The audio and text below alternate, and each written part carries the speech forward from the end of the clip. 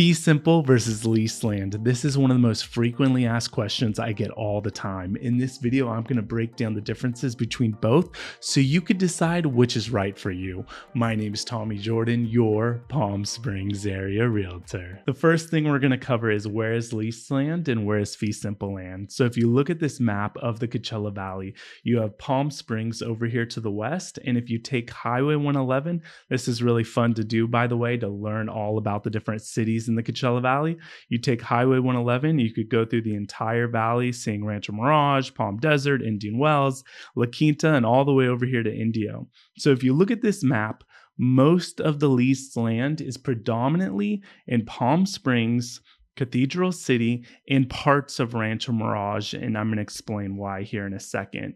So if you're buying in Palm Desert, Indian Wells, La Quinta, Indio, Bermuda Dunes, I mean, you're really not going to encounter it much at all, so it shouldn't even be a concern for you, so you don't even have to worry about that. Now I'm going to show you this map. It's from the Agua Caliente Band of Indians, and this is a really helpful map because you could see where in Palm Springs, Rancho Mirage, and Cathedral City, where is leased land and where is fee simple. Fee simple, it just means you own the land itself.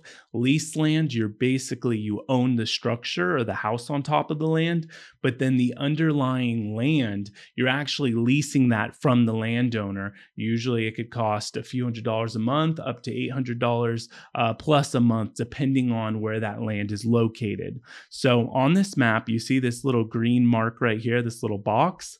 That means fee simple, where you own it. And this yellow is allotted and leased. So that is leased land.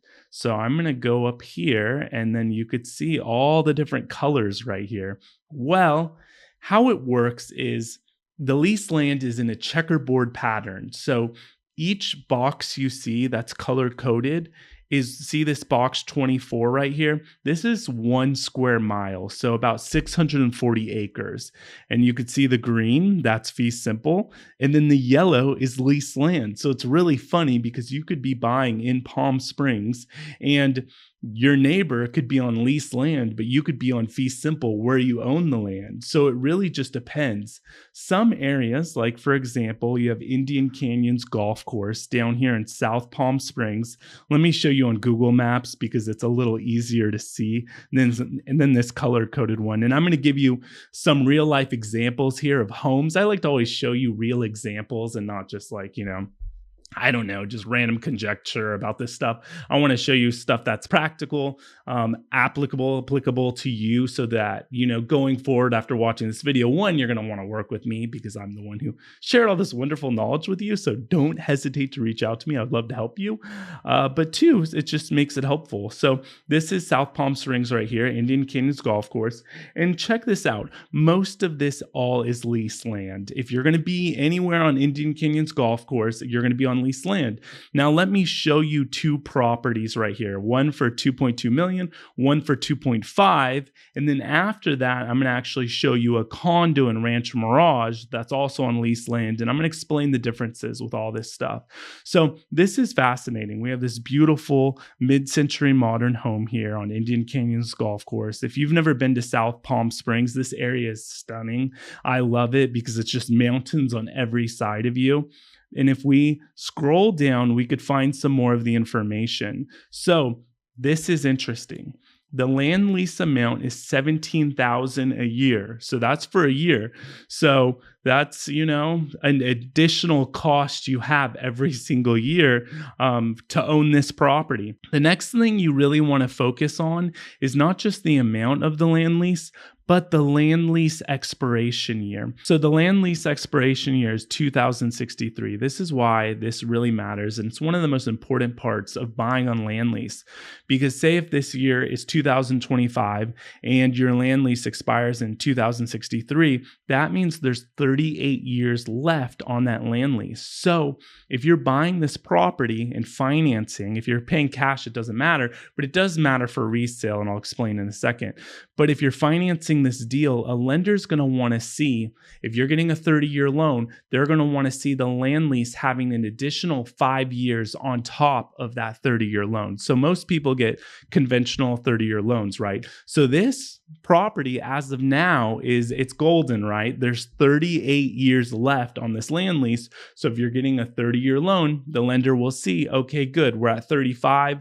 We're 3 years under the land lease amount. So that is important, because if you buy a property, say, that has a land lease of only 25 years left, you get a 20-year loan. Say you go to resell it and they're negotiating the extension on the land lease, because that's what happens. And then usually they extend it for another 50, 100 years. What happens is it could be very hard to find a buyer if it's, say, under 35 years for the land lease, the time remaining, because most people get 30-year loans.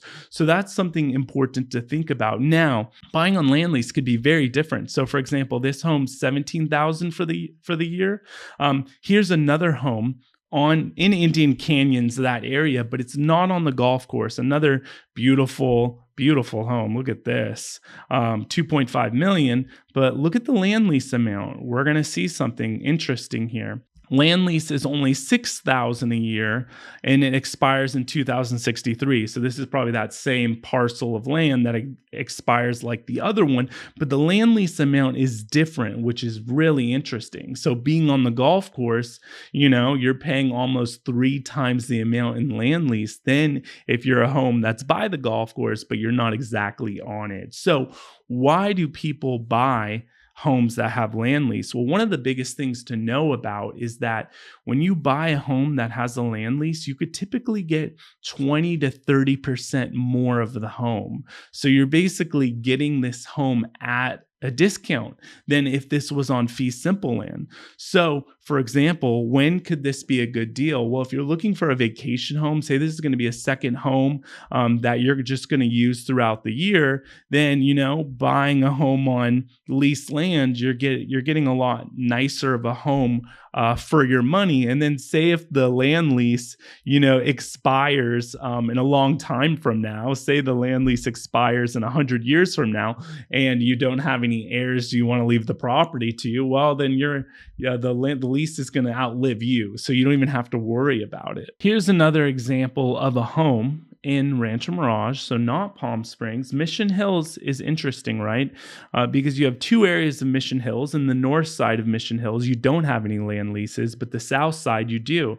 So here's a beautiful home. It's been completely renovated on the golf course, but there's a land lease. And this land lease, it's not going to be as much as the other one, but still, you're paying some money.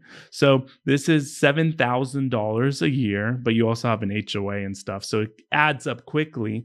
But this land lease expires in 2121. So this one actually was renewed recently. Something you need to know about land leases, and I would say to watch out about, is that there is no guaranteed that the landowner is going to renew the lease, right? I mean, they have every right, say if it expires, to take ownership of the land and the structure, all of it, and then you would be without a house. Now, I don't say that to scare you, but it's something that could happen. I've never heard it happening. I mean, what I know about the land leases in Palm Springs and what I've seen with people who've bought it and sold on land lease is that many of these properties, the land leases have been extended multiple times in long increments of period of time, because for the tribe, it's just consistent revenue for them and their children for generation after generation after generation. It's an asset they don't want to sell, because the land leases do go up with inflation. So say if you have a land lease that's expiring, they can renew it and it could be a higher cost than it currently is. So that's something you have to be careful about. So if you're buying on land lease, first, reach out to me. Okay, I have lenders that I work with here locally that understand land leases, working with the Bureau of Indian Affairs. It's a whole process. So work with an expert. It's the easiest way to thank me for this wonderful free content you're watching, by reaching out to me. But 2, something we would look at with the land lease contract, are they, 1, negotiating for an extension? And 2, if they are negotiating for that extension, what does it look like with the price to extend it? Is that price going to go up a lot or a little? So I hope this video helped you. Land lease can be a complicated thing, but it doesn't have to be if you're working with the right agent. And a lot of the valley, you don't even have to worry about land leases. And you could buy in Palm Springs in an area, for example, that South Palm Springs area, you have Indian Canyons where a lot of the homes on the golf course have land lease, but you could buy in a community over like by Andreas Hills Park Andreas, a wonderful gated community where there's no land leases at all. So there's lots of options for you. So if you want to learn more about the Palm Springs area, check out this playlist and please reach out to me if you would like some help.